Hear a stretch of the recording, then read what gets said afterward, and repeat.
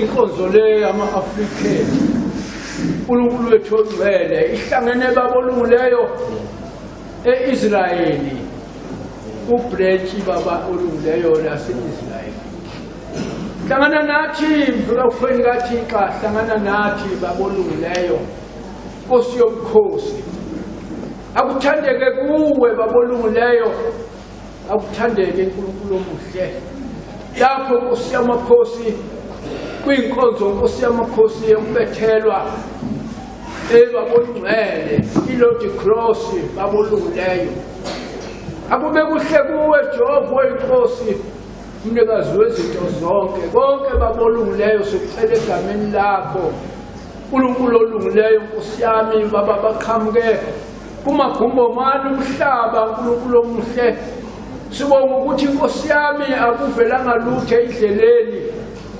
sebebuthene lapha Thixo namandla kuba Nkosi nalowo elangazelele uNkulunkulu olungileyo wabathwala abantu bakho Nkosi yami wabasithwala nathi uNkulunkulu olungileyo ukuba Nkosi yami sihlangane kule nkundla akube kuhle Jehova inkosi akube kuhle awu Nkosi yami siphakamisela igama wathi Nkosi yami lifanele ukuphakanyiswa wathi wena umvino kuyiwona-wona wathi ubaba umlimi uthi onke amagatsha kuwe uNkulunkulu wethu oyingcwele nanti ibandla Nkosi yami baba ngiyakhuleka babolungileyo nami kuthiwa ngikhuleke udumise wena Nkosi ufanele ukudunyiswa uNkulunkulu wethu oyingcwele ngoba wazi esihlula izitha zekuhaqile uNkulunkulu wethu oyingcwele awuzifuna ababolungileyo Nkosi yami wathi wawu ngikhona yimi lona baqala Nkosi ukuphelelwa namandla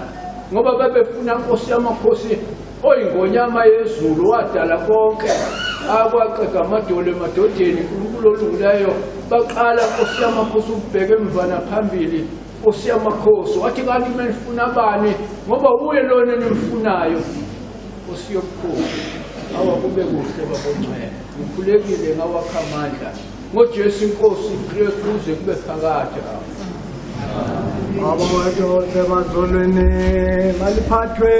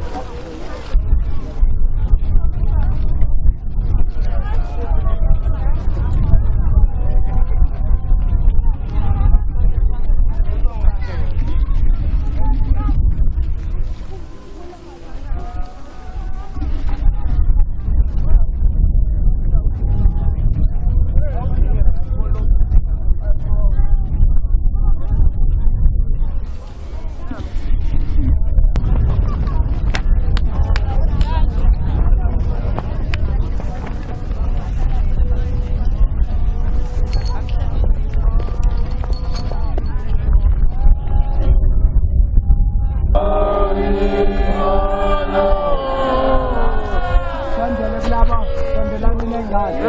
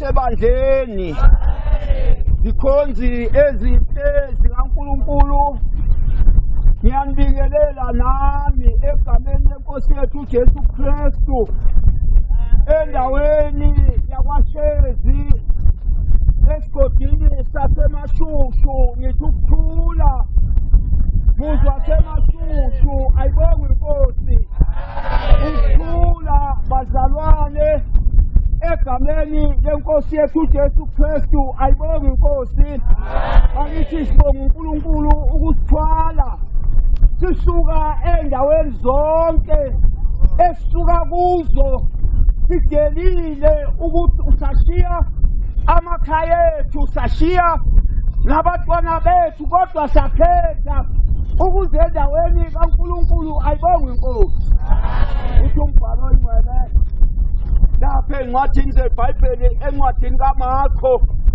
uthi kodwa uJesu esadabula endaweni yaseJerikho wathi mayihamba kodwa wayeseyakubona impumputhe yayisiyakhala yathi Jesu ndodana kaDavide ihawukele ayibonge inkosi nathi sikule ndawo egigabeni nasezehlweni zonke sizothi Jesu ndodana kaDavide sihawukele ayibonge inkosi kuningi nawe ongathi inkosi ayihawukele njengempumputhe ekeyakhala yathi Jesu ndodana kaDavide ngihawukele ayibonge inkosi bakithi silapha nathi ukuzonqusa ukuthi inkosi ayisihawukele uthe umphathi ohlelo wathi angikhulekeke nami egameni likayise nelendodana nelikamoya oyingcwele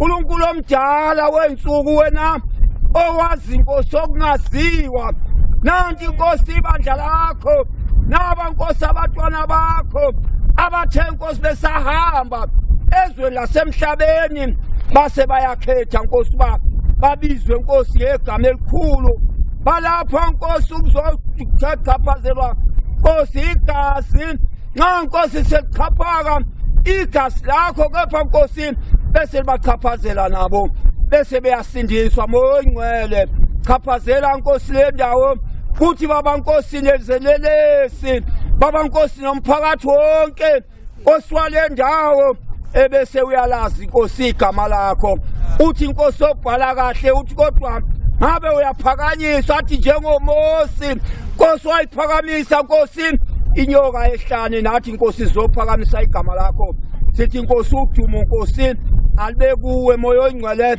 nampa inkosi abantwana bakho inkosi ngiyakhuleka kuleli hlane melusoyilithemba noma kule ndawo ukuthi baba babusise ekuzini kwabo inkosi bedelile inkosi konke inkosi sicela inkosi babusiswe uwe yelakho igama elinamandla ngoJesu inkosi kuze kube phakade amen amen ngibingelele ubaba wethu inkosi yebandla uAshi kanye nomama uAshikazi namabhishopi nomengameli nabafundisi nabavangeli kanye nabafowethu haleluya iphinde ngibingelele amabhishopikazi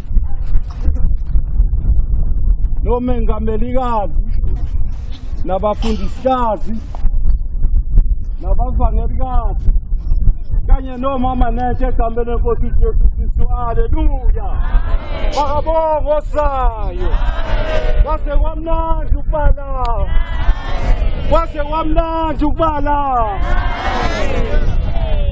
haleluya siyabonga bishopi bamahlaba siyabonga basiphinde sibuye ngomunye unyaka sasikhona la haleluya bakabonga osayo hayi bakithi ngabe wena yakho inhliziyo njengoba usuka kude uyidedile ngaphakathi uma selizochaphaka igazi likaJesu ngabe lizochaphakela enhliziyweni yakho na ngabe le mali okhiphile wayogibela ibhasi awuzukuyikhalela yini mina ngeke ngikhalele ngeke ngoba ngiyazi ukuthi ngizela engiya khona ngibonge nami ukhonjwa ngomuno hayi ukuthi ngoba mhlambe utheni ngiyabonga ukuthi nami ngibe khona la haleluya sesingamla amazwe safika endaweni yasemashushu esithi hawu akube kuhle asithi uma sihamba la lo yamuzi loya uthi hawu ngibonile ubuhle ngibonile ijoyini yaseBhetheli ngabona ukuthi ngase ngimlandela uJesu yathi ngelinye ilanga ukufa kwenkosi uHosiya ngase ngiyikhetha inkosi nawe namhlanje uma kuza uJesu esiphambanweni ezofela mina nawe bese uyibona inkosi yakho uthi ngiyikhetha lenkosi haleluya sengidele konke bafundisi bami nathi niyeza endaweni la khona uJesu uma esesiphambanweni ngoba khona la ozobe sekushiwo khona ukuthi hawu siyamazi ngaso lesasuthu ngathi ufana naye bese beyamphika athi omunye hayi mina angimazi athi ngasho phetho ngathi uzongiphika kathathu iqhuthe engakakhali haleluya incwadi kaJohane ikhuluma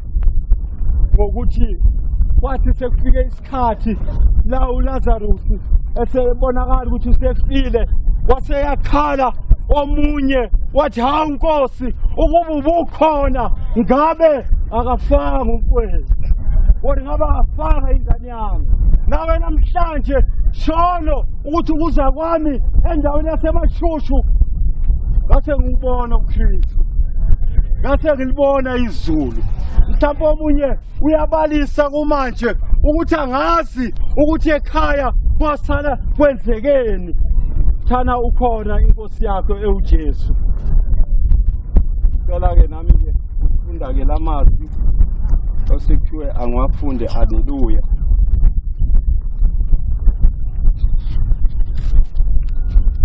ngokaLuka 23 iverse 24 kepha uJesu wathi baba bathethelele ngokuba abakwazi abakwenzayo babelana izingubo zakhe bezilana inkatho hawu bakithi bathethelele ngoba abakwazi abakwenzayo bathethelele sekwenzeka yonke into sebefuna kodwa kuJesu uJesu wathi noma sekunjalo bathethelele ngoba bakwazi abakwenzayo uJesu ezile endaweni esemhlabeni ngoba ethunywa inkosi enguJesu ethunywa ubaba wasekhaya ezulwini wathi hamba uyobafela uyogcina konke namhlanje sesikule ndawo yokuthi bathethelele ngoba bakwazi abakwenzayo sebemkhafulile bamenzela zonke izinto kodwa yabona inkosi ukuthi hayi akanacala lo muntu nawe namhlanje uma lithethwe icala likaJesu engathi ingangena enhlizweni yakho engathi ungakholwa kabusha engathi nawe ungaze ufise ukufana noba Mntombela noba Ashi kule minyaka abakuyona ngoba bele kube bambelele evangelini bele kube shilo ukuthi hawu siyofa la ufa khona Jesu umzekelo wami uthi kwakunogogo owayehamba emasimini uma esebuya abuye angene endlini uyafika efrijini uthola amasi afakiwe uyawathatha lamasi eselambile uyawavuba lamasi uyadla ayaphela lamasi uthatha lesigubhu usesilahlela ngaphandle yena nje sekuphelile ngamasi uyaqhamuka umzukulu wakhe uthi uma esefika uthi hawu lesigubhu ngizosisebenzisa uyasithatha uyasigeza ugeza kahle ufaka amanzi wafaka efrijini uyahamba futhi ugogo ubuyele emasimini uma ebuya uthi hawu kodwa manje ngoba namasi awasekho ngizokwenza njani uthi uma ethevula ifriji uyakathola uthi nasi lesigubhu engisilahlile kwenzeka kanjani siphela useyawadinga amanzi nawe ke namhlanje ngithi ngenzeka ukuthi sebekudelile abakini or sebethi awuseyinto yalutho kodwa uJesu akakulahlile uyofana nalesisalwazi sona esathi sesilahlile isigubhu kodwa sabuya lesigubhu sesinamanzi akawadingayo. Inkosi yothela umusa, ngiyabonga. Amen. Bazalwane, siyabingelela ebukhosini bakwaShezi, sibingelele enduneni, sibingelela abaphathiswa bezwe, bese sibingelela ubuholi bonke bamabhetheni enhla nasezansi. Sibingelele ngokwezikhundla kusuka ku-Ashi kwehla kuyezansi egameni likaJesu eliphilisayo. Bazalwane, siyabonga kakhulu ukuthola leli thuba amabhetheni sizokwazi ukuhlanganyela kulesi sikhathi lesi sokubethelwa kwenkosi yethu uJesu Kristu. Izobethelelwa iphambeko zethu ukuze silungiswe.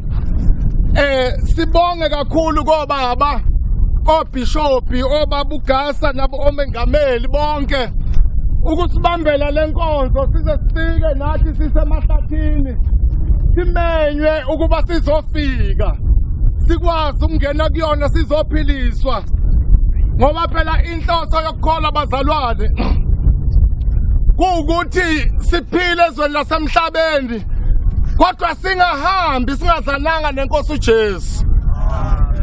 Yingakho inkosi uJesu yehla ezulwini uma ngabe uNkulunkulu esezamile ngabaprofeti abaningi elungisa umuntu esonakele wathola ukuthi akalungiseki, wayesehlala nekhabinethi yakhe ukuthi ngizokwenza njani ukuze umuntu abuye noma sonile ensimini yase-Edeni baduka abantu ukuze umuntu abuye abe kule ndima le engifuna ukuthi abe yiyona. Ngizokwenza njani? Wathi uJesu, ngikhona baba, thuma mina ngehle ngiyakubona. Wehla uJesu watholakala kuJosefa noMaria endlini nje eyingelutho, endlini ubaba wakhe wayewumbazi, aziwa nje ewumuntu ongelutho. Wabeke eseyatholakala uJesu wakhula waba umntwana, wayeseyakhonza, wayeseyaqala umsebenzi kaNkulunkulu. Bazalwane, sibona namhlanje uJesu eya esiphambanweni. Uma efika esiphambanweni bazalwane ezofela mina nawe, kubonakala ehlezi nezelelesi ezimbili, abantu ababili abanamacala kodwa yena akanacala. Uma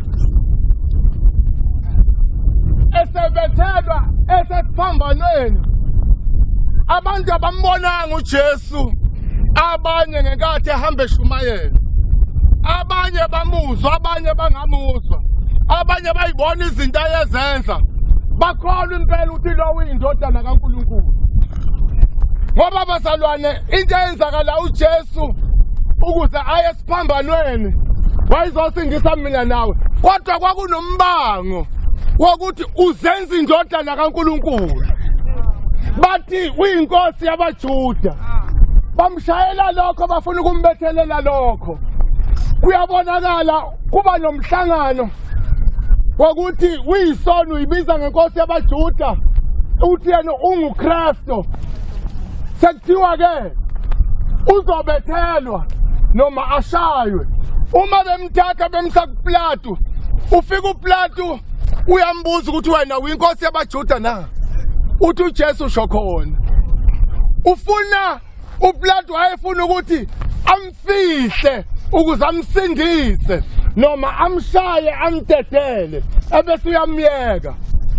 Uthi ke yena usho khona, ngiyinkosi yabaJuda, nguyena uJesu Kristu uqobo. Kubangwa lelo gama nje, kubangwa leyo nto. uJesu akafuni ukuyishintsha lento ukuze asinde, ngoba phela bazalwane kube wakwashintsha wathi akayona inkosi yabaJuda noma kayena uJesu Kristu, yayingeke ifezeke lento ekhona namhlanje. kwangeke kwenzeke ukuthi uJesu ayiqedele inhloso kaNkuluNkulu noma amsindise umuntu ezweni ukuba kafikanga esiphambanweni.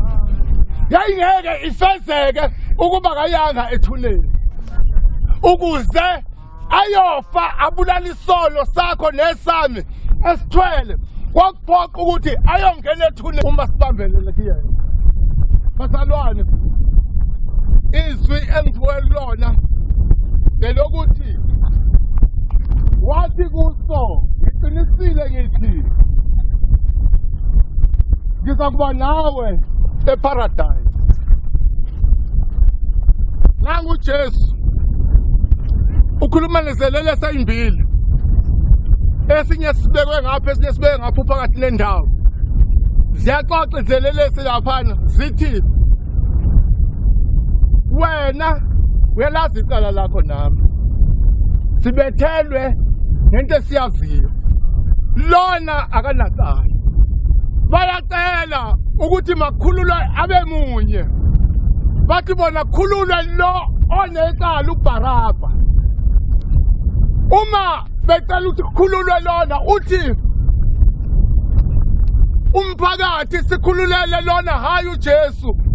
Ekhanda lakhe kwakubhala ukuthi lo uyinkosi yabaJuda, okuyikhona okwakuyikhona impela. Uma bemkhulula uBaraba, iselelesi esinye sisemthini siyakhanyelwa uma sesibona kwenzeka izinto ukuthi lo uyinkosi, unguJesu. Uthi kuye, ngicela ukuthi ube nami embusweni wakho. Uthi uJesu namhlanje uzokuba nami, namhlanje uzokuba nami. Bazalwane, ukufika kaJesu ezokhulula abantu ezweni neselelesi esehla emthini sikhululwa, sasingakhululekile. Abanye bakhululwa yizwi ukusho kaJesu, abanye bakhululwa ukuyincelela kuJesu ngoba sebebonile. Kodwa nomunye ongakhulumanga noJesu kuphela, ngenkathi ebethelwe esiphambanweni kuphalela igazi lakhe, wayekhulula wonke umuntu neselelesi esahamba. Singakhulumanga noJesu sinecala, kodwa sagezwa, ngoba into izogeza umuntu igazi, igazi likaJesu, ukuthi ezanqoba ngenkathi uJesu esegwaza noma esefa. Izwi lenkosi amahora amathathu kwaba mnyama ezweni. Abaningi babona lapho ukuthi impela lo ube indodana kaNkuluNkulu. Neselelesi esasikade sinayo uJesu phezulu emthini sehliso kuthiwa siyakhululwa. Sakhululeka ngegazi ngoba bonke abantu babephenduka baqala bakholwa ukuthi impela bengeke kwenzeke beshe, bengeke kube mnyama beshe. Uma bekuwumuntu nje lo, impela lo uvele emazulwini, uyindodana kaNkuluNkulu. Baqala bazalwane, sizohlanjululwa, sizogezwa egazini likaJesu. Lapho khona noma ubani wayenesono akasathathi impahla ukuthi ayongena ngayo ukuthi uyayithethela ngesono. Sizothethelelwa ngegazi yasezulwini, igazi likaJesu. Nali wundlu, nali wundlu elingenasici, iwundlu elavele emazulwini elizosikhulula, igazi likaJesu. Siyayibonga kakhulu le nkonzo esekuyona esivuselelayo ngazo zonke izikhathi, ukuthi kuye kufika isikhathi esinjena lapho kubethelwa khona uJesu ngoba ezofela mina nawe. Kodwa ke okusele bazalwane okubalekile ukwemukela ukuthi uyinkosi nomsindisi, ebese kuba ukuthethelelwa kwezono, ebese kuba ukusindisa, ebese siyongena enkosini. Ukuvuma nje ngomlomo endaweni yasamashushu zomemezela nangu uJesu osindisa ngishisele lithatha inkomo. Nangu uJesu osindisa umuntu othi mina ngizolala ngidleni uma ngabe sekusindisile ebese qala ekunikeza indlela yokuphila ubusuyakwazi ukuthi uphile ngaphansi kaJesu. Kuke kwenzeka kowesimame emakhosini ukuthi wayishoti ngokudla sekunemphushana encane eyayikhona namafutha amancane. Kufika umprofethi uthi ngilambile angidile ngicela wenzele mina kuqala. Uthi umama sekuqala ukunale ngemvuthwana ukuba wenze ngidle nengane yami bese siyafa. Uthi umprofethi ngenzela mina kuqala ngokukholwa kukamama wenzela yena kuqala kwanda ukudla kwakhe kwaze kwafika imvula kwaphela isomiso esasikhona. Nangu uJesu ozosikhipha ey'nkingeni endaweni yasemashushu. uJesu anikuzise. Amen. Khula. Ngithanda ukubonga ithuba. Abazalwane ngiyabona namhlanje bayasho bathi namhlanje kuboshelwe izacile. Angibese bandleni ukuthula. Ake kuboshelwe zona ke izacile ke sibone ukuthi ziyakwazi ukudonsa. Ngizobulisa ubuholi bethu ngokwezikhundla zabo. Ngizoqala ngenkosi yesonto ubaba uGasa nomama uGasa. Ye kuba komongameli abafundisi nabavangeli nabashubayeli nobaba nezinsizwa. Ngibuye komama Bishopikazi omengamelikazi abafundisikazi abavangelikazi abashumayelikazi nomama nezintombi zamabhethele ezinhle. Mangabe nikule ndawo bazalwane nizongixolela ke ithuka isinga ngithi kodwa mangabe nikule ndawo ningikhumbuza ngelinye ilanga uJesu ekhuphukele entabeni. Mangabe ekhuphukele entabeni ngoba lapha kahamba khona ubelandelwa isixuku. Sona lesixuku engisibonayo. Ubethi mayelandelwa isixuku ngabe mina ngilandelwa yini?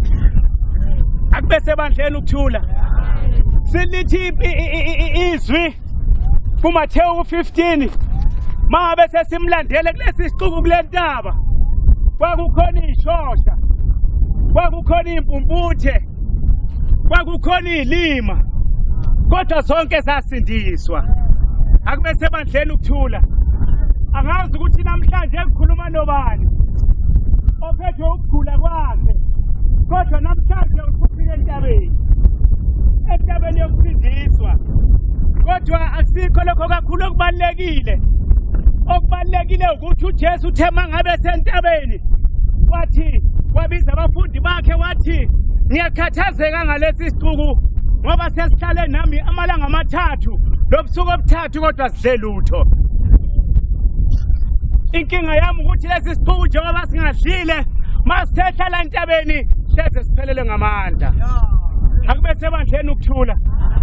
Mhlawumbe uyikhiphile imali yakho wagibela weza emashushu kodwa namhlanje into ebalekile ukuthi ubuyela nani emuva. Angeke uphelele ngamandla mawusesendleleni.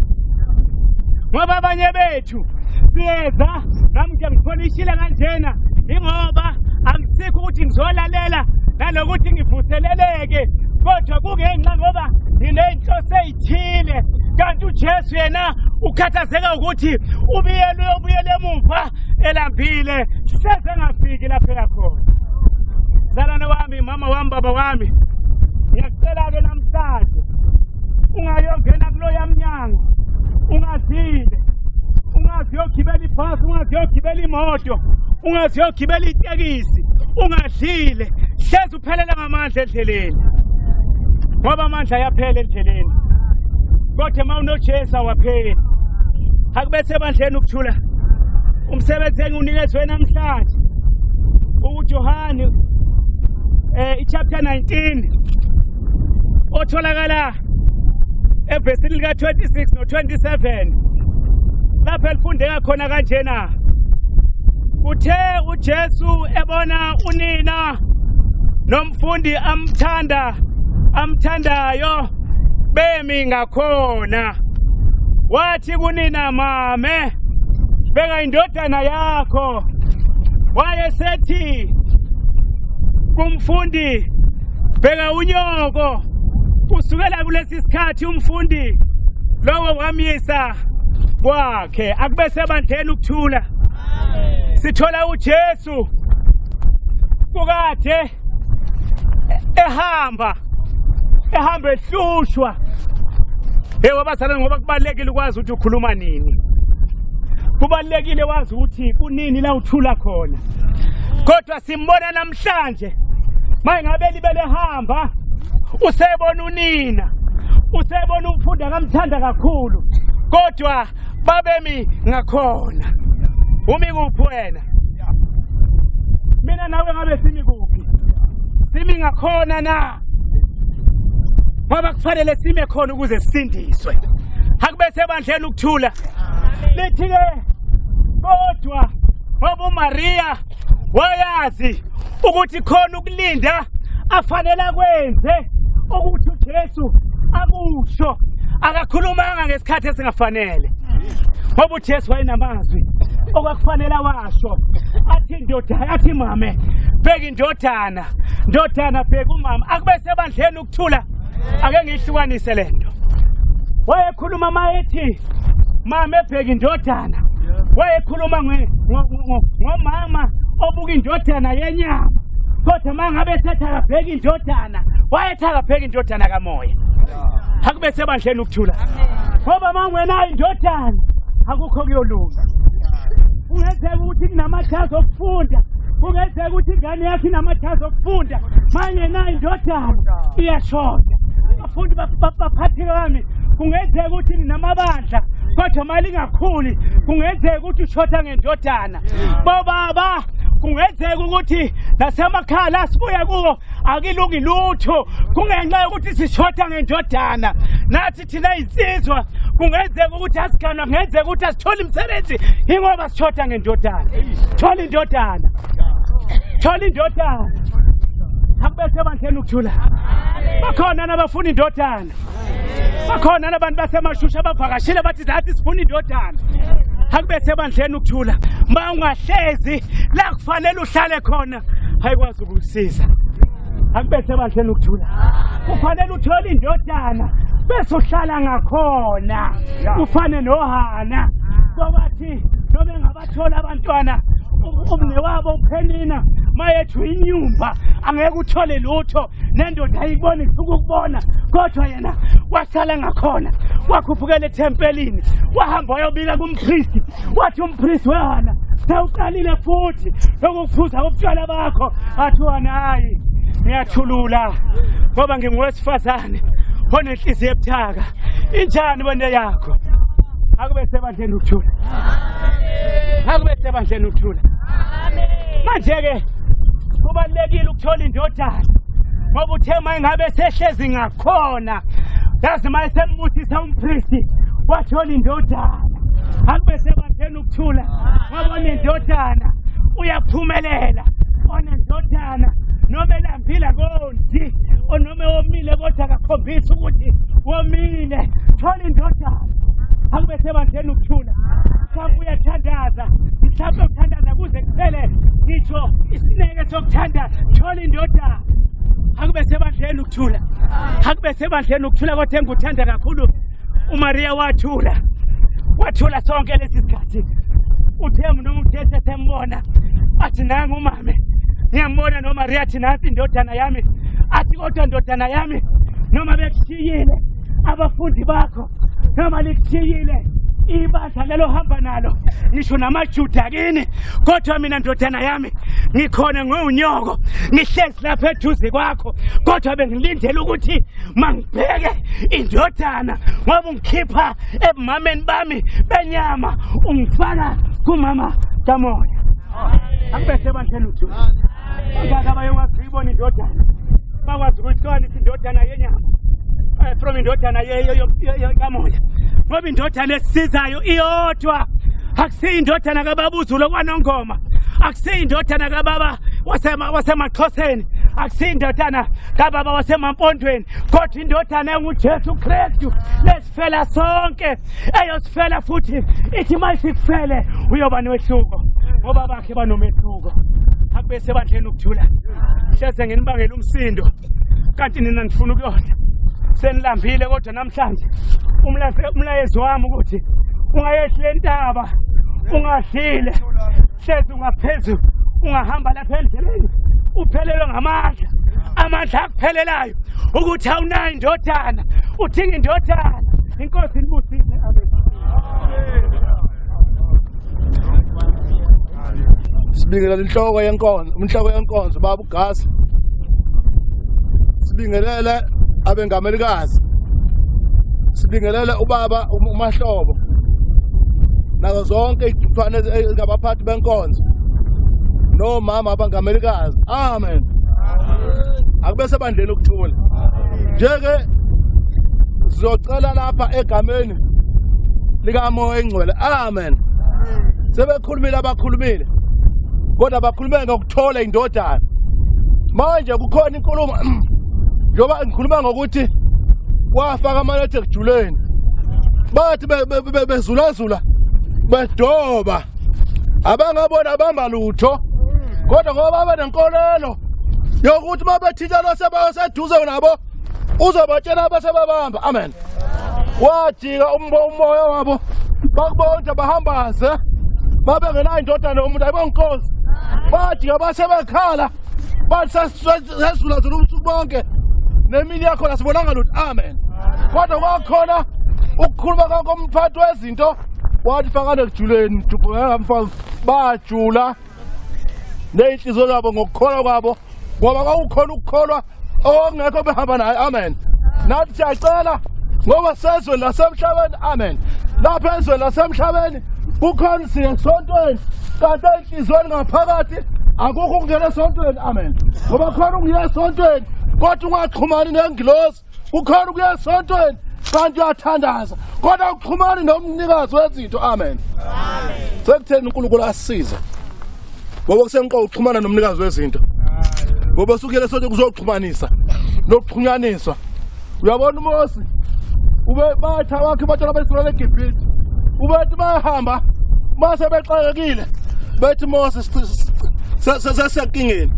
Ubesuka uMosi ubesuka yedwa aphuma esixukwini ahambe lethi ayokhuluma noJesu endaweni exukile. Ubengahambi lesixuku ubesuka esixukwini sesikhuluma. Amen. Isixuku sesididekile ngoba sibona manje sesifuna into khona manje sesikhohle usikhiphile eGibhithe. Uma sesifuna into manje bese bakhuluma noJesu wakho Mose abayikhulumeli bona. Amen. Akube sebandleni ukuthula. Ngisekutheni masila uNkulunkulu akasize nomnye ayikhulumela yena singakhulumi nomnye ukuthi asithuma abantu ngoba njengoba sila umuntu nomuntu lento ayiphathisiwe njengoba sila akekho angaphathisiwe ukuthi kuya ukuthi yena. Amen. Uyibamba kanjani kuye emqondweni akube sebandleni ukuthula. Njenge siyacela lapha uma sila sibuyele enkosini senze ukusifanele njengoba siyazi impela kodwa kusemqondweni omuhle ingaphakathi elidingekayo kumuntu nenjini yakhe. Angithi uyabona ungayibona imoto indala ma injini iphila kodwa iyahamba imoto. Ungayibona imoto intsha ma injini ingenayo ayisebenzi. Amen. Okusekutheni bazalwane ufuneka ukholo kumuntu ufuneka inhliziyo kamuntu ngamunye ngaphakathi ngoba yona nto leyo eyosaphambili yona nto yosibonisa umsa kaNkulunkulu nombuso kaNkulunkulu. Amen. Akube sebandleni ukuthula. Sisembangweni lapha kwasephileni sibanga ukuthi okube kuyagwinya okuhle baye bazivimba ukuthi okuhle ngagwinya okuhle sifuneka sijikela eduze kwaMoya Engcwele. uNkulunkulu asisize sebukhona izembulela zobumnyama kodwa sifaka isivukelo sokulunga esiwuMoya Engcwele. Amen. Ngoba uMoya Engcwele ozokhuluma kithi ngoba ngonamba zophila bezokuhlukaniseka izinto. Amen. Ngoba sayikhuluma izinto kodwa kulungile uma thina uNkulunkulu asisiza siyisondeze nathi kuba khona ukuvuma ngenhliziyo ngoba bathi ukuvuma ngenhliziyo uyothethelelwa ngoba ngavuma ngomlomo kodwa inhliziyo iyaphika akukho kuyahlangana. Amen. Akube sebandleni ukuthula. labo basho khona abaphathi bami. Matthew 24. Amen. Amen. Amen. 27 verse 46.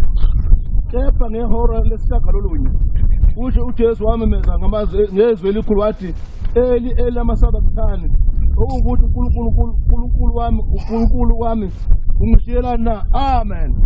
Akubasebandlela ukuthula mawuswela lo gama lawo uJesu sefike onqamlezweni akubasebandlela ukuthula kodwa wayazi ukuthi vele into ezofika leyo kodwa mase kufika ukhathi wathi uNkulunkulu useyamshiya ngoba sekufuneka agcine unqamleza akubasebandlela ukuthula nomnye uma sesenkineni kuyaphela lokho bekulindele ukuthi kwenzeke kuye ngoba naye usuke sexhula yilonke ingasuka abhekana naye. Amen.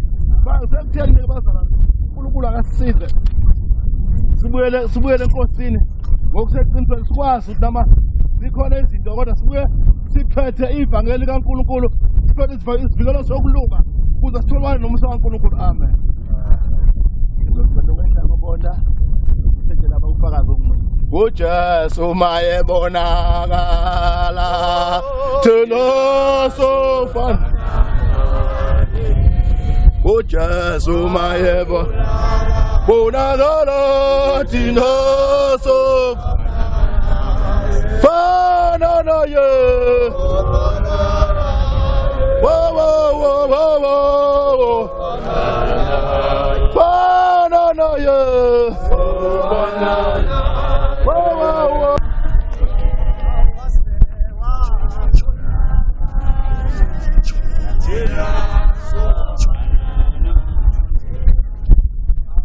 awuthula kube sebandleni. Amen. Hayi-ke bazalwane siyabingelela nathi sibonga ithuba esilitholayo ukuthi nathi sizongena kule ndima lena inkulu kangaka. Amen bazalwane. Awu le ndima lena inkulu ngoba ngalesikhathi lesi indodana yomuntu isesiphambanweni kodwa manje izofela amacala noma izophanyekwa izobethelwa esiphambanweni. Amen. Uyazi kodwa inhliziyo zethu engathi zingathinteka. Amen bazalwane. Ngoba manje lolu usuku olukhulu kithi ngoba usuku lwensindiso. Amen bazalwane. Uyazi ukukholwa kwethu uma singakholelwa insindiso ayi kusho ukuthi khona lapho kusashoda khona. Amen. Ngoba uma abantu beze enkonzweni kufanele ukuthi kube khona insindiso abayitholayo. Amen bazalwane. Uma umuntu engenile eyisidakwa fokwethu ukuthi simamukele mayesengenile bese yasindiswa ashiye something ngemuva aphenduke abe yikholwa. Amen bazalwane. Angithemba ukuthi inkonzo kaNkulunkulu uma umuntu engenile eyisidakwa noma eyisifebe imxoshela ngaphandle. Amen. Kodwa thina kwethu ukuthi umuntu mayesengenile njalo ewubhema ugwayi wakhe kodwa bese siyamshumayeza simfundisa ngensindiso ukuthi mawufuna ukusindiswa thatha uJesu. Amen. uJesu wayekade enepurpose khona inhloso ayenayo owakade kufanele ukuthi ifezekiswe. Amen. Ngoba ngelinye ilanga simthola uhamba nabafundi bakhe uyongena nabo eJerusalema kodwa ngaphambi kokuba beyongena uyabatshela uthi manje sikhuphukela eJerusalema indodana yomuntu bazokuyibethela mabefika khona eJerusalema. Amen.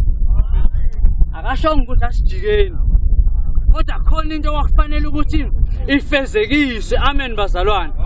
Okuyinsindiso uJesu wayefanele ukuthi ibonakaliswe ngaye bese kuphenduka abantu. Amen.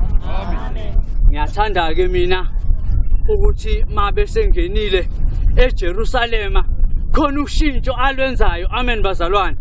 Uyangena esegibele phezulu kwembongolo kodwa uthi mayesephakathi uyalibona ithempeli lakhe ukuthi khona into angayithandiyo lapha uyaqala uyabaxosha uthi kodwa lendlu lena niyayingcolisa nina ngoba nenzi umsebenzi kaNkulunkulu. Amen. Uyaqala uyabaxosha uthi sukani lapha uthi ngifuna ukulihlanza leli thempeli leli kodwa manje ngifuna kube yithempeli elokuthi uNkulunkulu bese yabonakaliswa. Amen bazalwane. Manje nathi umsebenzi wethu ukuthi nenkonzo yethu kufanele ukuthi siyihlanze. Amen bazalwane. Kufanele ukuthi sifake insindiso, kufanele ukuthi senze abantu amakholwa. Amen. Ngoba kukhona ukuthi sikhona enkonzweni kodwa sikakakholwa. Amen.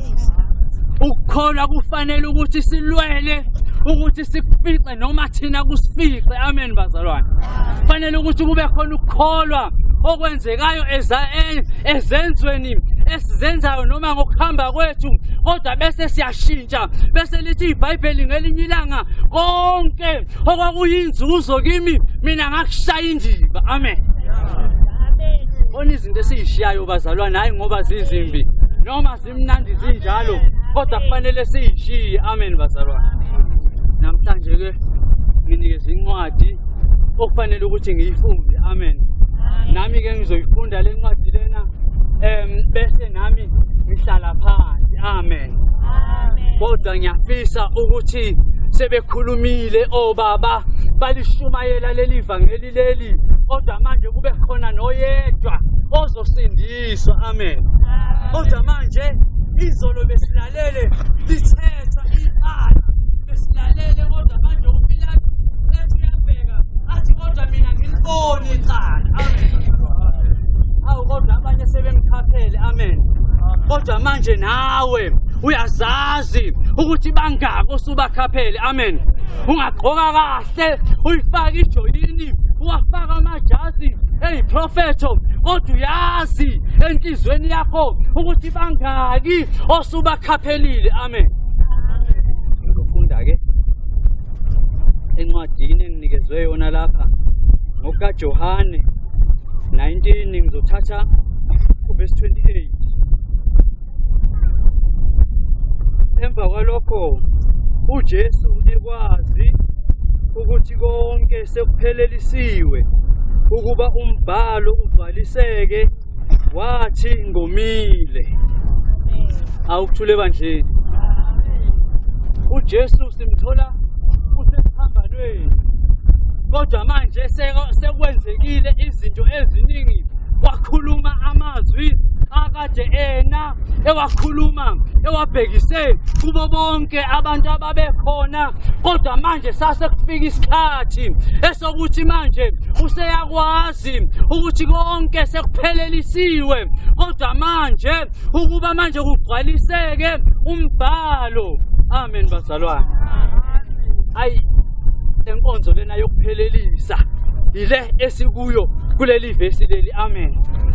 Uthi uJesu sekuphelelisiwe. Amen.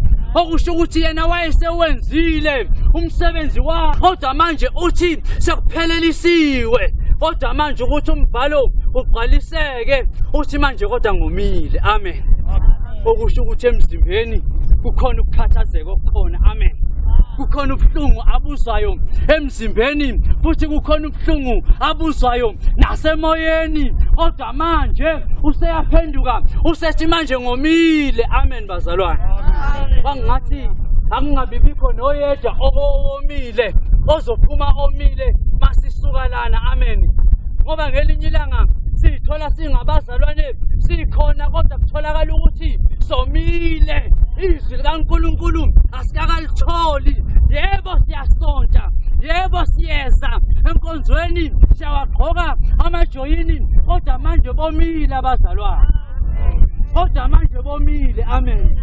Omama bahle abayigqokile iziphika zabo kodwa manje kutholakala ukuthi bomile. Obaba begqoka amajazi kodwa kutholakala ukuthi bomile. Athi uMaria ngelinye ilanga mayekhuluma ngoLazaro athi kuJesu, Jesu uLazaro usefile kodwa manje kuthi masefika uJesu mayesezoyibonela yena uthi mayethi umboniseni ukuthi uphi uLazaro uyaphendula kodwa uthi manje Jesu kodwa useyanuka amen uthi usenuka amen bazalwane okusho ukuthi usefile izinsuku zaze zaba yi4 zaze zaba 4 kodwa manje useyanuka amen okusho ukuthi kufanele sibheke thina ukuthi uLazaro ongaphakathi akakanuki yini ngaphakathi kithi ngoba sizoqoka sibe bahle kodwa kutholakala ukuthi uLazaro useyanuka amen kutholakala ukuthi uLazaro nakhona la eBetheli useyanuka amen bazalwane betha abaphathi bayakufundisa bayakubonisa ukuthi le ndlela lena ayihambi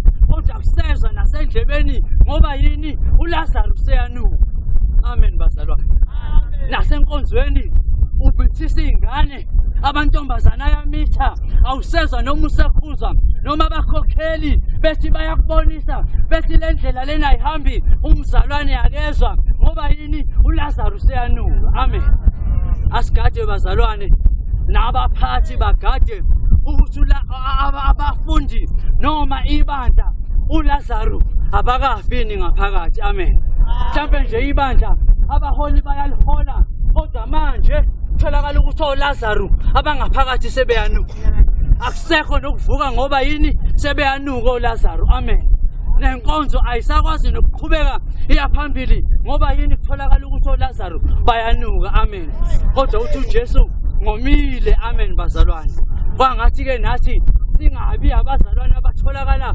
bomile kodwa manje silizwe izwi likaNkulunkulu bese liyasebenza ngaphakathi kithi amen nami ke ngibonga ithuba bazalwane elokuthi ngizokhuluma ngale ndaba lena ekaJesu ngathi uNkulunkulu anganibusisa nani bazalwane obekade engakayithola insindiso kodwa ngiyafisa ukuthi ngale nkonzo lena abuyele naye sethi kodwa ngambona uJesu amen ngibonga ithuba ke inkosi ithela umusa amen kumabhetheli amen ngibingelele buholi bami ngiqale kubaba wethu Archbishop ubaba uGasa kanye nebishop lethu ubaba uNtombela amen namabhishophi wonke akhona nabangameli abafundisi abavangeli abashumayeli amen ngiye kumabhishophi kuma-ushers ami namabhishophi abangamelikazi ibandla lokana amen Nkosi yami usayibusise manje ngelinye ilanga indoda uJesu mayifika ngelinye ilanga ubona umhlaba ubhubha noma siubona ubhubha haleluya kade uNkulunkulu umhlaba esewubhubhisile haleluya ngamanzi manje kuyabonakala noma esewubhubhisile uthi hayi thuma mina ngiyobafela haleluya thuma mina ngiyobafela manje kuyabonakala ukuthi ngabe uzoza kanjani manje kodwa wayiseza ngokukamoya haleluya kodwa abantu ngokukamoya bayakuphikisa haleluya basikhuluma ngokukamoya bakuphikise ngoba manje kodwa lana bathu inkosi nomsindisi bamvuma weza ngokukamoya walalela umoya walalela uJosefa haleluya walalela uJosefa uma sekukhulunywa naye wathi hayi wena haleluya kuze kufikele ibanga azakulo ngoba kwabazala kuthi kusizakale wena kodwa ufuna ukusizakala kuze uJesu afike wayizalwa nokuthi alungise impilo yakho ukufika kaJesu kwakunenhloso yokuba wena ungabusana yokuba wena unikwe inkambo yokuhamba phambi kaNkulunkulu haleluya ngoba mawuhamba uyakubona abantu abahamba lapha abathanda khona haleluya isibelile ngeBhayibheli lami indlela eya ekufundisweni inkulu kodwa eya kwaNkulunkulu iminyaka haleluya Jesu mayesethunywe lenzenzeka kwayi udaba lwakhe lonakala kuHerodi ukhona haleluya azofike manje ezoba sesiphambanweni haleluya Nkosi yami usinibusise azofika uba abe sesiphambanweni manje uqale emabashiba nganyaka uyabashiba nganyaka haleluya uthi usakhuleka uthi hayi kodwa manje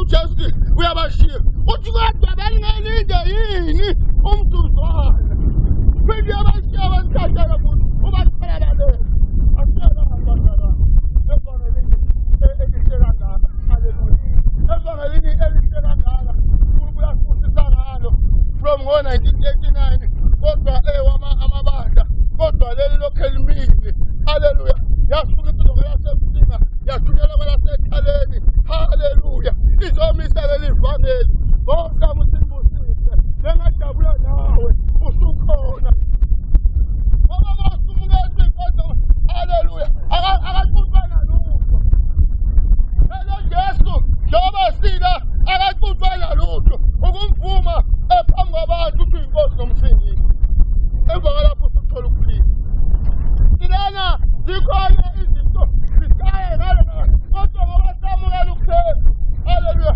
ukwathi omunye abakuyizuzo kimi ngakushaya indima ezenza izinto ngoba uNkulunkulu nomuntu nendawo yakhe wena yakhuluma ukuphela ubaba haleluya nomuntu nendawo yakhe ayihambayo nami ngoba ngilapha ngihambo lwami uhambo angiluhambe ley'ngane zami angilihambe lwamama wami angiluhambe ley'ngane zakwethu kodwa nami ngihambe olwami uhambo wena lakho uhambo makufika isikhathi sokuthi inyama nomphefumulo yahlukana uzobuka uphi wena awungabi nalezodinda uthi wakubonakala nangasaza amajazi ubuyela ngasahamba akusahambeki noma usekhuluma okungayini kodwa kade ekhuluma la ethi kuyikho kanti awusangeyikho manje impisi embethe isikhumba semvu haleluya ngosamo simbusise manje sesikhona kule ntaba eJesu manje akade hamba nabo bamgena indlebe baze bayiphephesha isintaba zangale athi ukhona wena la nje hayi kahle ntombazane bengeke kukhona abafikayo sibhethele bengazi noma angimazi hayi asingaphikeki usukhona haleluya manje ekuseni ubaba ukhumalo indoda ithwalisa isiphambano ngenxa yakho siyeza isixuku sizoyithwalisa isiphambano nawe ngoba uhamba nesixuku ngabe uzothatha ukuphila noma manje uzothwesa uJesu isiphambano haleluya asithanda ukuphila haleluya asithanda ukuphila okuyothi noma ngelilanga noma ithi ngelilanga incwadi yabahlelo ngabe kubonga nothando lukaJesu ngalapho ngabe ukuhlupheka noma ukuhamba kodwa akusoze kwangihlukanisa nothando kaNkulunkulu abanye haleluya ngosamo simbusise abanye haleluya sebenze enkonzweni ngokuthi hayi kufanelekile ngoba phela ngizokwenza umude akasenakho ukukhona akasibuyisa ukukholo akasibuyisa insindiso haleluya ufana nomuntu othi efuna ungena eqibini esengene epophomeni noma emanzini uphethe umbrella yokuthi angamthinta amanzi kodwa yena uthi useqibini kodwa unezivikelo sokuthi angamthinta amanzi haleluya hayi umuntu alinise asingafani nobisi ubisi wanti fana bathi ngathi lo ngibani manje manje mdakaka bathi lo ngibotana lo bisi haleluya babefakile kwini lolu bisi wanti ena wakhipha manje wakhipha efriji selfoni wanti lavula wakhipha efriji manje licontrola ifriji ukuthi manje lokho kodwa walikhipha selfoni kukhona abantu sebekhona la uyikhona mase esosoni mena phandle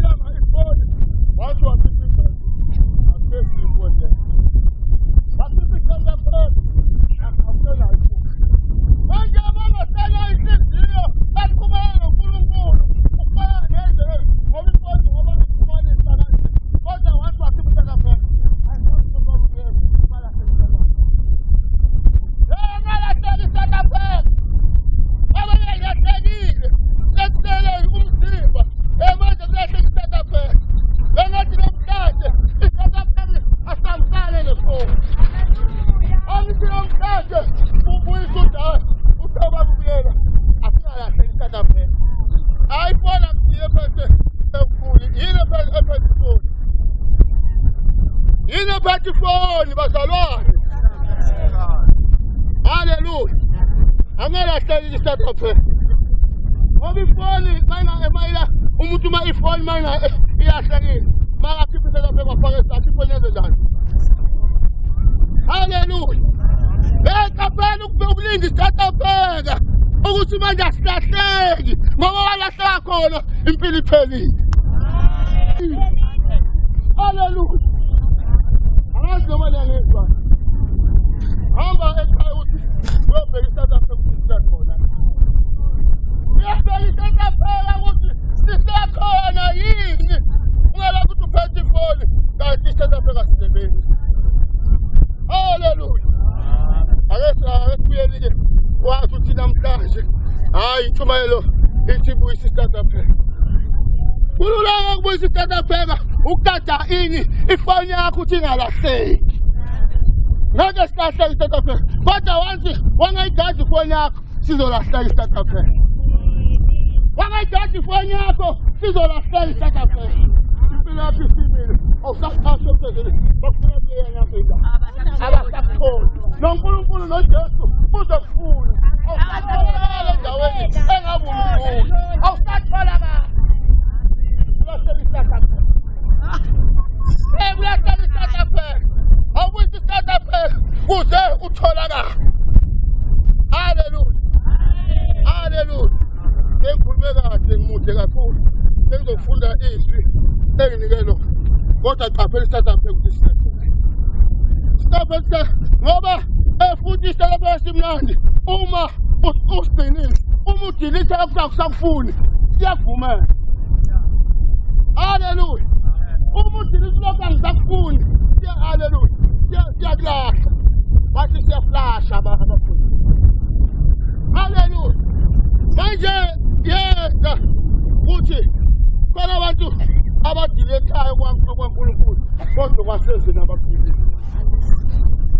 Kodwa kwaNkulunkulu kudilethiwe kodwa okwasezwe lokho kuzongababudla. Haleluya.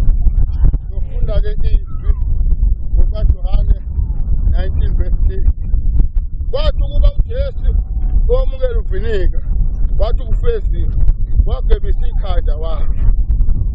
John 19:8. Kwathi ukuba uJesu awamukela uvinika wathi kufezile wagebisa ikhanda wakhe. Wathi uJesu kuba wamukela uvinika wathi kufezile wagebisa ikhanda wakhe.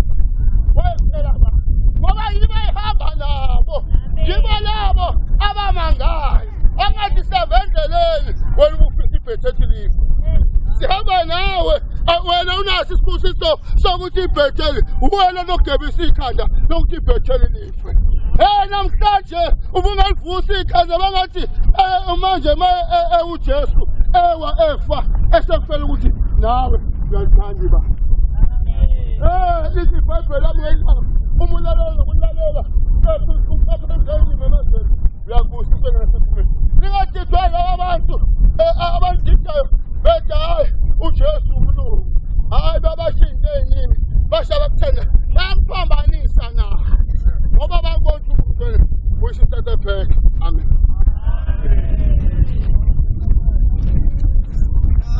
Awalibonga igama lenkosi. Nkosi yami nami entabeni. Ngiyabingelela umphathi wethu okhona phakathi kwethu ubaba uGasa, amabhishophi bonke kakhulu ngokukhethekileyo Nkosi yami ubaba uNtombela. Sibonga endaweni lapho kuba naye egameni likaJesu umongameli abafundisi. Bomama kusukela kuAshikazi kwehla kuyofika phansi. Eyisizweni nentombi. Alibonga igama lenkosi. Silapha ke bazalwane nomuntu uzoyibongela kuNkulunkulu. Ukodwa nje ukuthi ugcinile waze kwafika lesi sikhathi ukuthi na uze kule ntaba uzophakamisa uNkulunkulu wakho. Alibonga igama lenkosi. Sizobonga abazalwane akubona ukuhlakanipha kwethu noma ukuqonda kwethu kodwa sizobonga umusa wakhe. Haleluya. Ukuthi nami leli thuba namhlanje ngilitholile egameni lika Jesu. Silapha ke bazalwane, khona abantu ayincane lento ezokwenziwa la. Khona abantu abasizakala. Haleluya. Khona abantu abathi uma belandela uJesu befika esiphambanweni ekhuluma lamazwi awu7 egwazwa eshawa chitheka igazi lakhe. Lelo gazi khona abantu abaphilisa. Alibonge igama lenkosi. Ungathi ubungeze wayithatha njengento esiyedlula, ungathi ubungayithatha njengento ozothi namhlanje ngizosindiswa. Ngisozo ezwini bazalwane, khona into engifikelayo endodeni eyisihlala u38 years echibini ilindele ukuthi ichibi uma lizanyazanyiswa naye ingene phakathi. Uma ngibheka lo 38 years ngimbheka uJesu engakazalwa, uzala uJesu lendoda lokhu yahlala kuli ekuphi bazalwane echibini ilindele insindiso.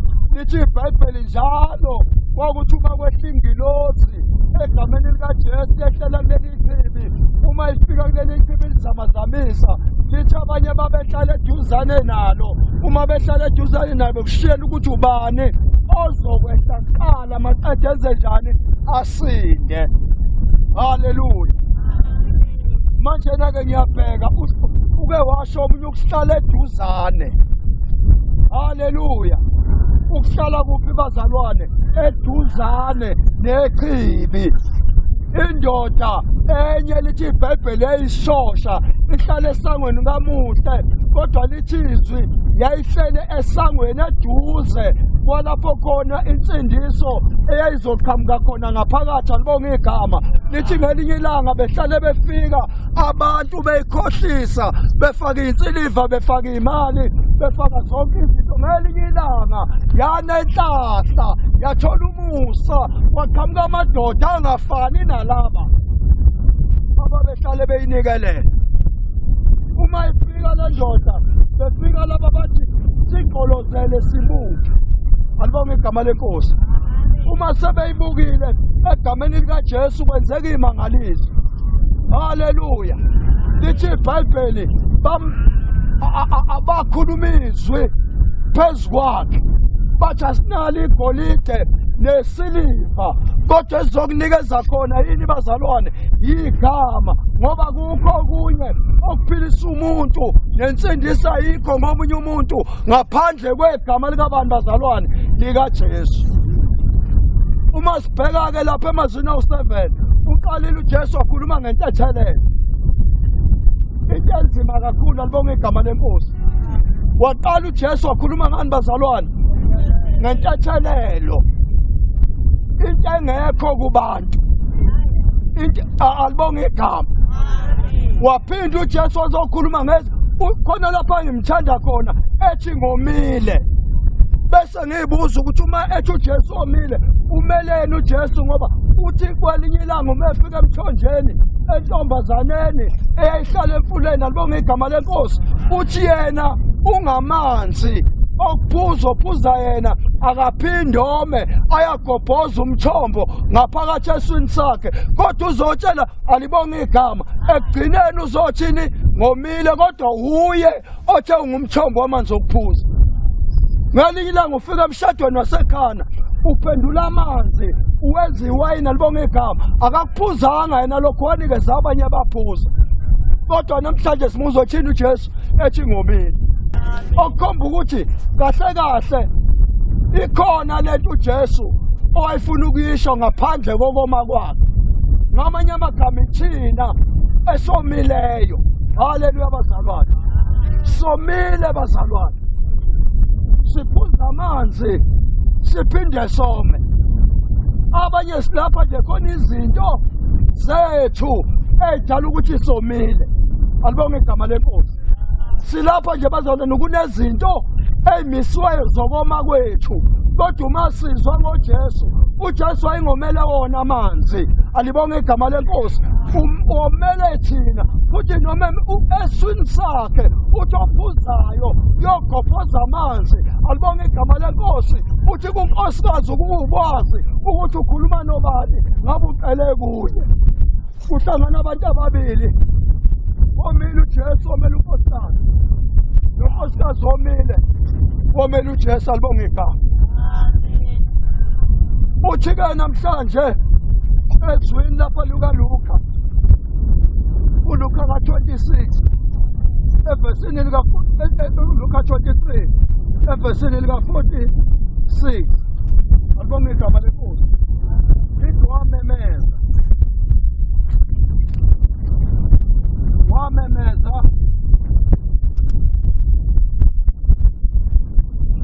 amen bazalwane 23 verse 46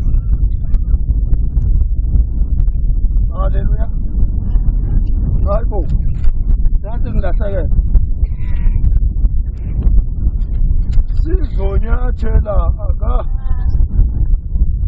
wamemeza ngezwi elikhulu wathi baba ezandleni zakho ngiyawubeka umoya wami eseshilo lokho wafa uJesu wamemeza ngezwi elikhulu eseshilo lokho wathi ngiyawubeka umphefumulo wami ezandleni zakho maqede wenze njani bazalwane wafa ufa uJesu useyiphelelile inkonzo kusukela emazwini oqala ekhuluma ngentathelelo waza emazwini esibili ekhuluma ngeparadise yokuhlangana nesigebenga libonga igama lenkosi waqhubeka wafika usefika ekugcineni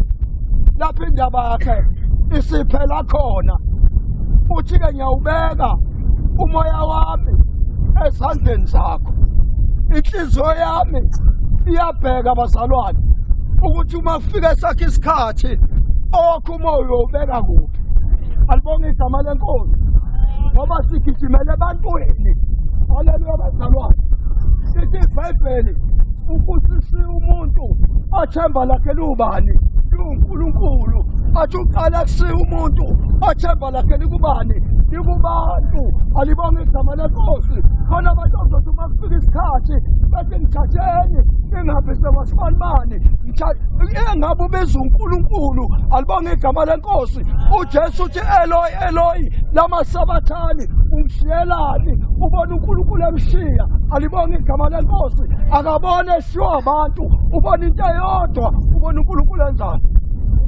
akuveka ubuhlungu usho uNkulunkulu sezwana bazalwane akuveka ubuhlungu uyezwa wayekade ubuhlungu angabuza uJesu sebemenze konke bemshayela impikini ubuhlungu bangekho kodwa ngesikhathi esekhala ethi baba wami ngishiyelani ilesi sikhathi wayibona eseyedwa eseza ubuhlungu uma ebheka abantu uyayibona izono zethu alibonge igama ubona abadlwenguli ubona abantu abenza zonke izinto zobumnyama zokukhohlakala alibonge igama lenkosi noNkulunkulu waxakeka ukuthi uzombheka kanjani wamfulathela haleluya bazalwane maqedwe memfulathela uzwakala uyakhala uthi ungishiyelani uNkulunkulu wami ezandleni zakho ngiyawubeka umoya wami uthi uDavide ngelinye ilanga angifisa ukwela esandleni somuntu alibonge igama lenkosi uthi uDavide angifisi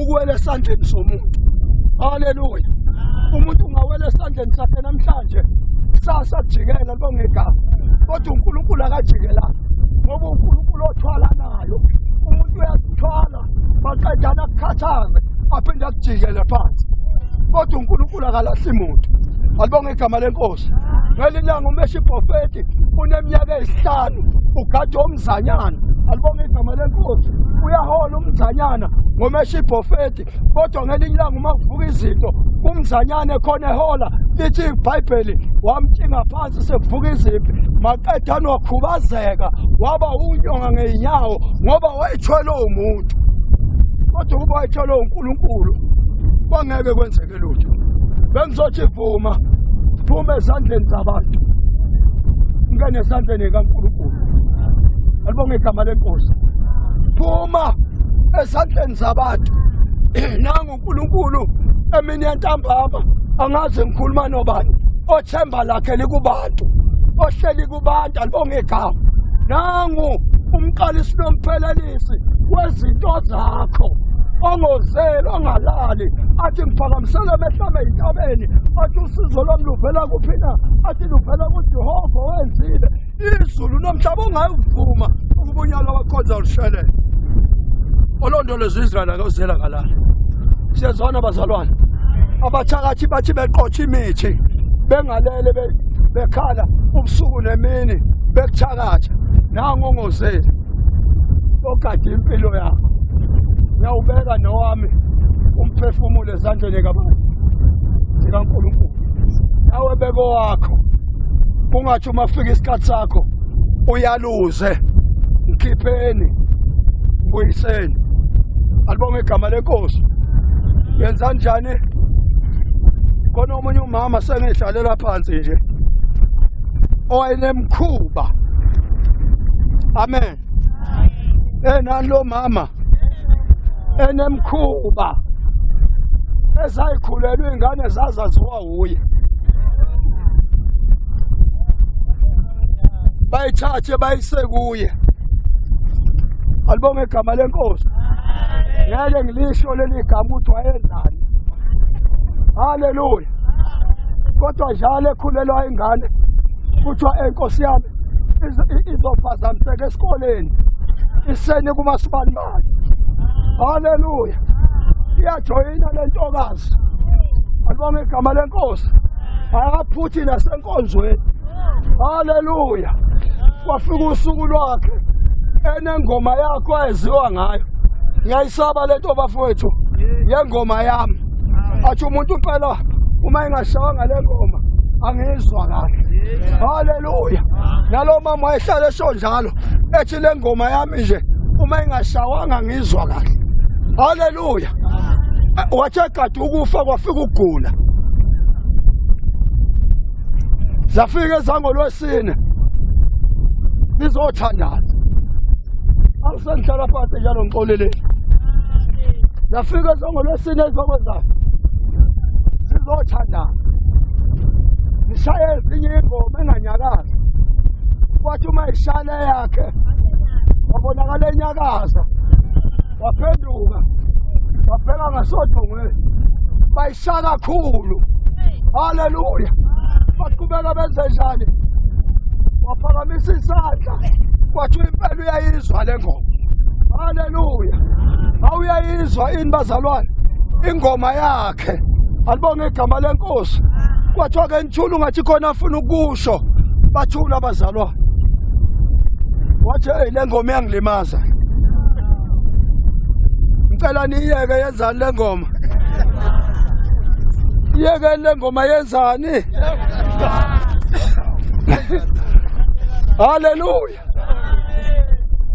ikulimaza kanjani le ngoma inkinga yami njengoba ningibona bengihlale ngigqoka ngesontweni kodwa benginenkinga bengihla ngomsebenzi wami abekuthi uma kufika umuntu elethwa kuthi uyithwele kuthiwa ngiseni kumasibanibani umasibanibani uzowenza umsebenzi manje ngiyavimbeleka akusahambeni sakumnyama endleleni alibonge igama lenkosi yaqala ingoma bathula basebemkhalela ukuthi inkosi yami kade sihamba noma sibanibani nje bekuyinkunzana bekuyinkunzi malanga alibonge igama lenkosi bekuphatha inkunzana kufaka ngisho nalapha enzipheni haleluya bazalwane alibonge igama lenkosi wakhuluma yonke lonto wathi okuyinganyana bengifika nje ngibopha umlomo angikudlisi ngobani okuyingane bese kukhotha emva kwalokho sekuphelile awubazalwane ekhulekayo enkosini.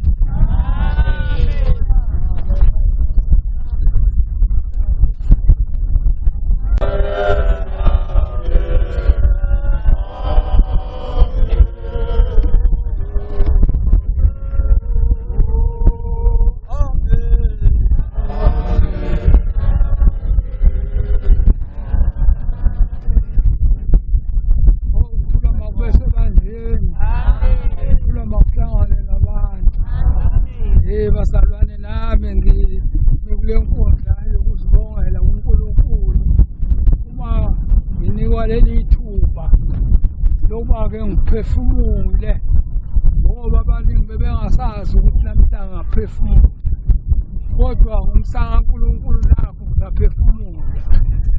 Bazalwane nami ngizocela nangu umfowethu angifundele izwi lenkosi ngoba namehlo semafishane asaboni lelo kwilona size ngalo la. Nami ngibonga nje ngithi hawu nawe ndawo yasemashushu awunyanyane kuney'ndawo zonke ngoba namhlanje i-Red Cross isekuwe ndawo yasemashushu. Siyacela sangathi nathi sisemashushu akatubeke uNkulunkulu mayisebetelwe ephambanweni futhi lelo gazi elake lachaphaka lisiphakele nathi sesizwe ilelachaphakela lesiya selelesi sasisindlo siswelu kodwa ngathi kube kuchaphaka igazi likaJesu kuhlala esweni labhekiswa bathideka amadoda ngabe kwenzekani awukuthi ngifundele Kuthiwe kanjeni ngokaMathewu chapter 27 verse 57 kuya ku-60 ukumbelwa kukaJesu. Sekuhlwile kwafika umuntu ocemileyo wase-Arimatheya igama lakhe nguJosefa owayengumfundi kaJesu naye. Lo waya kuPhilathu wacela isidumbu sikaJesu. Khona uPhilathu wayala ukuba anikwe sona. uJosefa wasithatha isidumbu wasisonga ngendwangu enhle ehlanzekileyo. Wasimbela ethuneni wasibeka ethuneni lakhe elisha ayeliqophe edwaleni. Waginqela itshe elikhulu emnyango wethuna wahamba. Amen. Kama besebandleni antobe ilizwi ekhulumayo bazalwane njengoba silapha nje nazi isidumbu sikaJesu siyalenga thina sesifuna sesithabakwe sobekwe endaweni yokugcina ngoba kwese kwenzeke ukuthi isidumbu sikaJesu ngiyosifuna esabatho sibonakaliseke ukuthi silenga emthini ngosuku lwesabatha ukuthi-ke lowo na indwangu emhlophe yokusikhokha isidumbu sikaJesu. Siyacela bazalwane ube nalowo afithi umnikelo uzothenga indongo yokusonga isidumbu sikaJesu uzothenga isidumbu sikaJesu ukusonga ngayindwangu nalowo-ke bazalwane osezoza afike kimi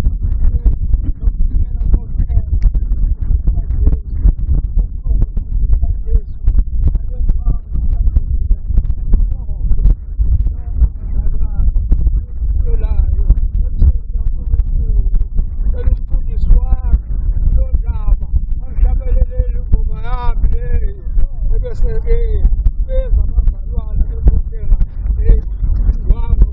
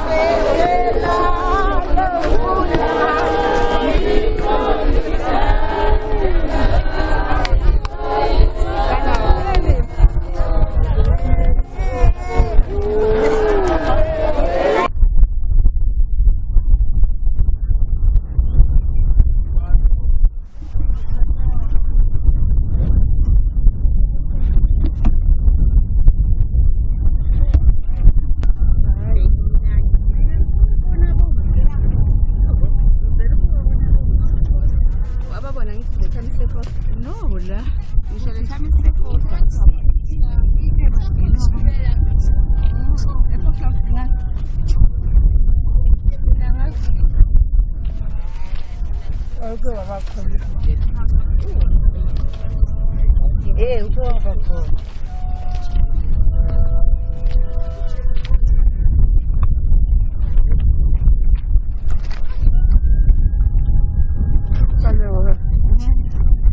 Thank